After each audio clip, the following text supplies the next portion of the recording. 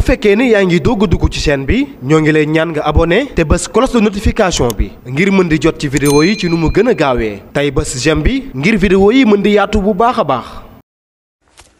bismillahi rahmaani rahim asalaamualeykum wa rahmatullah. altine mooy dëppoo fukki fan ak ñett ci weeru jumaada saani ñu gën koo xam ci weeru maamu koor ci atum junni ak ñeenti téeméer ak ñeent fukk ak juróom-benn ci gàddaay yonent bi sallallahu taala alayhi wa sallam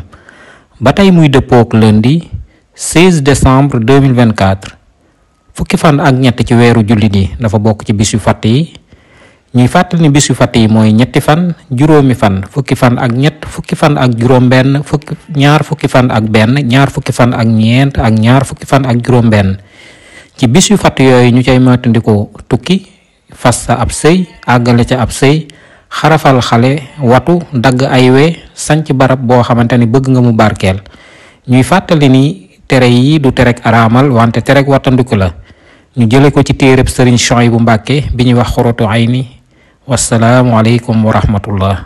bu fekkee ni yaa ngi doog a dugg ci chaîne bi ñoo ngi lay ñaan nga abonné te bës cloche de notification bi ngir mën di jot ci vidéo yi ci nu mu gën a gaawee tey bës j'aime bi ngir vidéo yi mën di yaatu bu baax a baax.